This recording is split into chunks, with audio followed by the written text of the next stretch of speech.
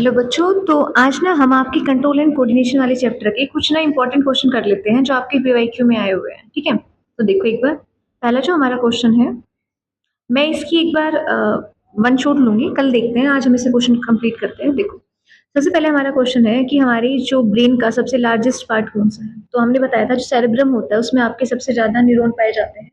सबसे लार्जेस्ट और प्रोमिनेंट सबसे ज्यादा काम करने वाला पार्ट कौन सा है आपका, सेरेब्रम। इसके अलावा अगला क्वेश्चन पूछ रखा है बेटा, name one gustatory receptor, one olfactory receptor in human beings.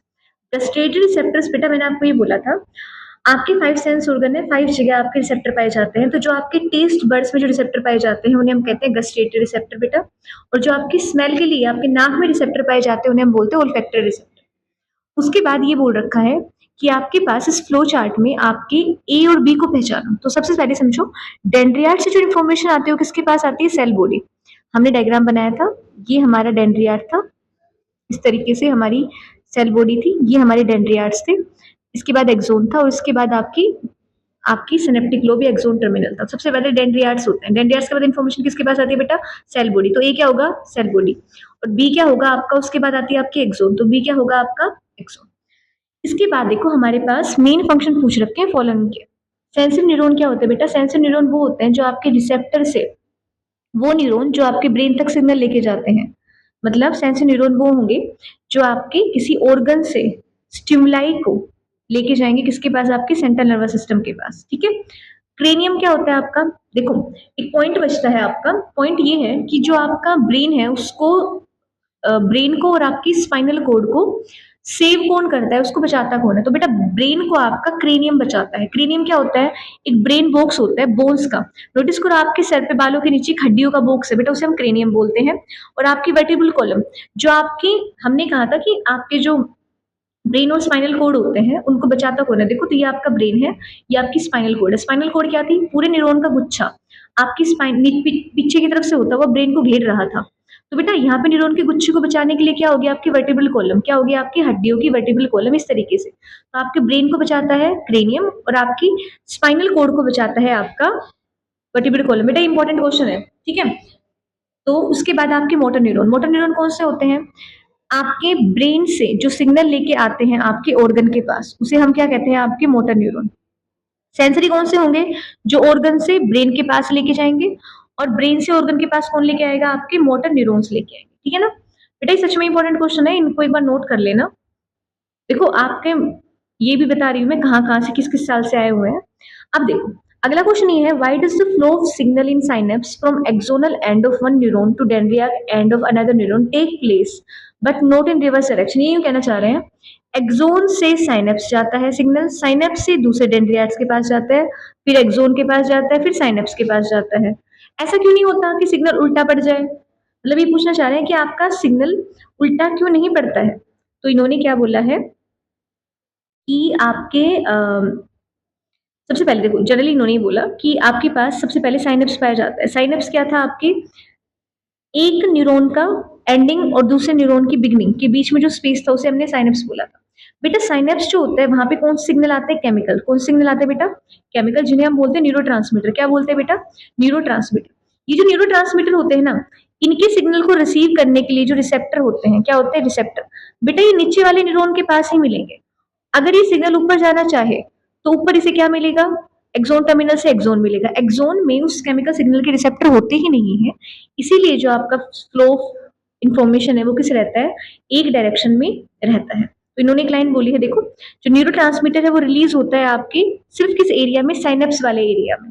ठीक है, इस वजह से जो केमिकल सिग्नल है वो आपका वापस रिवर्स एक्सोन में ना जाके कहाँ जाता है, अपने रिसेप्टर के पास, जो कहाँ होता है, आपके दूसरे वाले न्यूरॉन के पास होता है। अगला question, reflex arc. Reflex arc continues to be more efficient for quick response, justify this statement. ये कहना चाह रहे हैं रिफ्लेक्स आर्क होती है उससे बहुत जल्दी आपका क्विक रिस्पॉन्स आता है, ये स्टेटमेंट दे दी। आप इसको क्या करो, जस्टिफाई करो। तो जस्टिफाई कैसे करेंगे, रिफ्लेक्स जो आर्क होती है वो क्या होता है, रिफ्लेक्स एक्शन का पाथवे क्या कहलाता है, रिफ्लेक्स आर्क कहलाता है। तो रिफ्लेक्स आर्क में क्या क्या आता है, सबसे पहले रिसेप्टर, फिर सेंसरी न्यूरॉन, फिर बेटा वो सिग्नल जाता है स्पाइनल कोड के पास, फिर वो जाता है मोटर न्यूरॉन के पास, और मोटर न्यूरॉन से जिस एरिया में आपका सिग्नल भेजना है वहां जाता है। मान लो आपने गर्म चीज को हाथ लगाया है, हाथ लगाने के बाद अपने हाथ पीछे कर लिया, सिग्नल कहाँ से आएगा? आपके गर्म एरिया जहाँ पे हाथ लगा है वहां से आपके ब्रेन तक जाएगा, और ब्रेन से सॉरी वो आपके स्पाइनल कोड के पास जाएगा, और स्पाइनल कोड से वो जो सिग्नल होता है वो सिग्नल आता है आपके हाथ के पास, जिसे पीछे करना होता है। जो सिग्नल आया हुआ है ना, वो आपके स्पाइनल कोड के थ्रू आया हुआ है। ब्रेन जो होता है उसकी थिंकिंग प्रोसेस इतनी फास्ट कभी भी नहीं होती कि वो स्टिमुलाई का एक्शन एकदम से कर दे, ठीक है। और दूसरा, जब आपके रिफ्लेक्स एक्शन हमें चाहिए होते हैं तब हमें इस चीज के लिए चाहिए होते हैं ताकि हम एकदम से बहुत बड़ी इंजरी से बच जाए। तो जो भी हमारा काम होता है ना, वो काम हमारा बेसिकली कौन कर रहा होता है? स्पाइनल कोड कर रही होती है। तो स्पाइनल कोड के काम करने की वजह से आपका जो रिफ्लेक्स आर्क होता है उसके पास क्या होता है? जल्दी से एक्शन आता है और वो जल्दी से एक्शन परफॉर्म करती है। बेटा रिफ्लेक्स एक्शन क्या क्या होता है? मान लो तुम्हारे एकदम से ना गर्म चीज के हाथ लगा, तुम सोच के थोड़ी ना हाथ हटाते हो, आप एकदम से हाथ हटा लेते हो। तुम्हारी तरफ कोई मुझे बॉल आती हुई दिखी, तुम एकदम से अपनी गर्दन पीछे करते हो। ये सारे आपके रिफ्लेक्स एक्शंस में आते हैं जो आप एक दम से रिफ्लेक्सेस लेते हो। आप पढ़ने वाले हो, आप कोई भी इंसान पढ़ने वाला है, आपने एकदम से संभाल लिया, तो ये सारे आपके रिफ्लेक्स एक्शन होते हैं। ब्रेन जो होता है ना वो थोड़ा स्लो काम करता है। दूसरा, रिफ्लेक्स एक्शन आपको बचाने के लिए होता है, तो इतना अगर भयंकर सिग्नल एकदम से ब्रेन के पास जाएगा तो थक जाएगा। इसीलिए आपका जो ये एक्शन है ये कौन परफॉर्म करती है? आपकी स्पाइनल कोड परफॉर्म करती है। इसीलिए जो आपका रिफ्लेक्स एक्शन है वो कहीं ना कहीं क्या है? आपका थोड़ा क्विक है, थोड़ा फास्ट है, ठीक है। अगला क्वेश्चन देखो बेटा, रिफ्लेक्स आर्क। रिफ्लेक्स आर्क क्या होता है? रिफ्लेक्स एक्शन के द्वारा जो भी पाथवे बनाया जाता है, जिस पाथवे से वो काम करती है, उसे हम क्या कहते हैं बेटा? Reflex arc. अब इन्होंने बोल रखा है, trace the sequence of events which occur in body when a bright light is focused on the eye. सिर्फ इतना पूछना चाह रहे हैं, अगर हमारी आंखों पे बहुत ब्राइट लाइट पड़ी है तो अब आपकी वो ब्राइट लाइट ने आपके ब्रेन में क्या इमेज बनाई और आपने क्या किया है? सबसे पहले आप क्या करते हो? मान लो मैं आपको एकदम से ना छाए में बैठे हो धूप में भेज दूं, तो आपकी आंखें ना ऐसे बंद होने लग जाती हैं। तो ये वही कंडीशन है। सबसे पहले आपकी आंखों में जो स्टिमुलस है उसे कौन करेगा? रिसेप्टर लेगा। कौन लेगा बेटा? रिसेप्टर।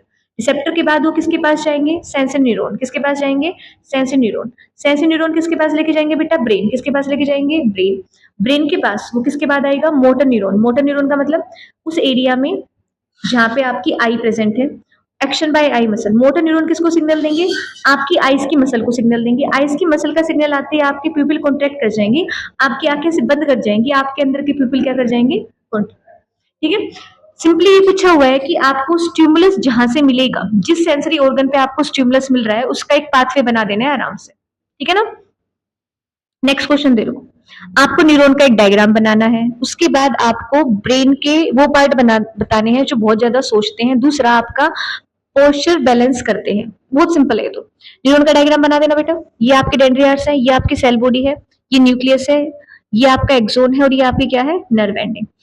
फिर पूछा गया है ब्रेन का मेन थिंकिंग पार्ट कौन सा होता है? तो बेटा जो आपका ब्रेन का मेन थिंकिंग पार्ट होता है वो होता है आपका फोर्थ ब्रेन, और फोर्थ ब्रेन में भी कौन सा बेटा? आपका सेरिब्रम। क्या होता है? सेरिब्रम।